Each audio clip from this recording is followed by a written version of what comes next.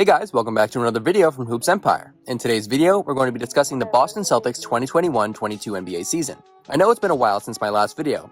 In fact, I haven't even made a video during this season, the last one being 3 weeks before opening night.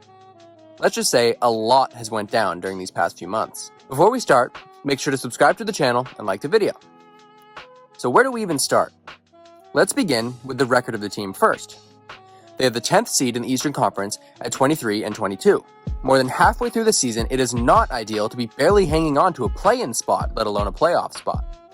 The real question is, what went wrong? A team with 2 All-Stars and other good pieces should not be on the verge of a lottery pick. Let's start with the inconsistency of said All-Stars. They have the stats, but it hasn't all been there this year. Jaylen Brown is shooting the worst percentages he has shot since his rookie year. Jason Tatum is shooting the worst of his entire career. However, this has been a widespread problem in the NBA. Guys like Luka Doncic, Bradley Beal, Damian Lillard, Steph Curry, and many more are shooting career-low percentages more than halfway through the season. Maybe it's the new ball? Maybe it's the new rules leading to more contact. However, elite jump shooters shooting far below average is a very odd problem to be systemically affecting the NBA. In fact, the league itself is shooting its worst three-point percentage since LeBron's rookie year. Another issue, sadly, has been coaching.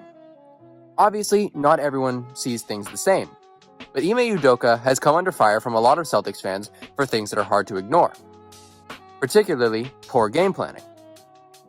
We continue to go with double bigs despite it not being all too effective.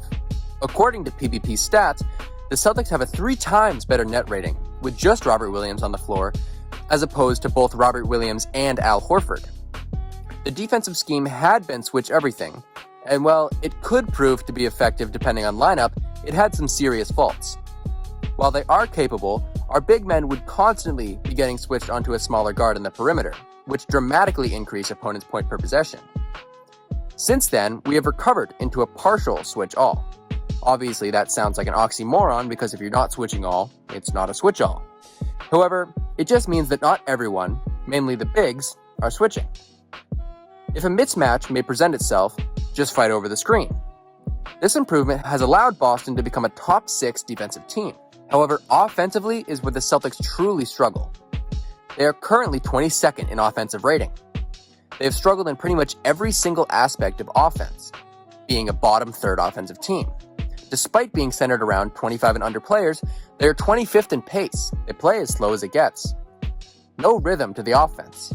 They are 19th in points per game, and despite Udoka's offseason comments, they are right back at 24th in assists per game, yet 17th in turnovers.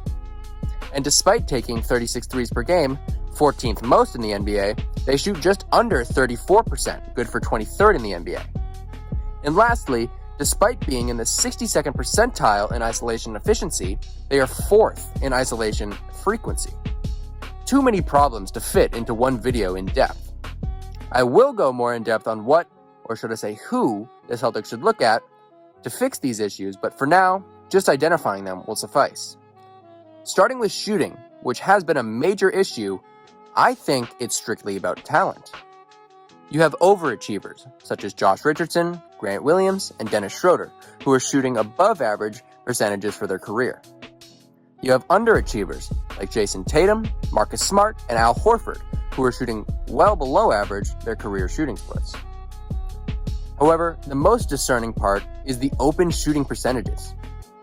The Celtics take over 31 open to wide open threes per game, yet make just over 10 of them, rounding out to 35%. That is bottom 5 in open to wide open shooting percentage. There is no fluky being a terrible open shooting team for 3 to 4 months. The team needs to acquire shooters, whether that be at the deadline or in the offseason. Another issue is playmaking. This is debatably the biggest issue. I personally like what Marcus Smart offers, while many don't, but he has one of the best assist to turnover ratios in the NBA, but he's just not good enough. He has little to no scoring gravity, so he relies on pinpoint passing, especially in the pick and roll. The Celtics need someone who can truly unlock the Jays' ability and get them on more off-ball action.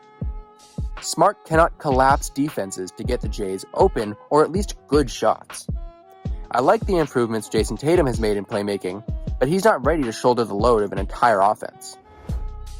So this brings us back to the original question, and the title of the video, can the Boston Celtics turn this thing around?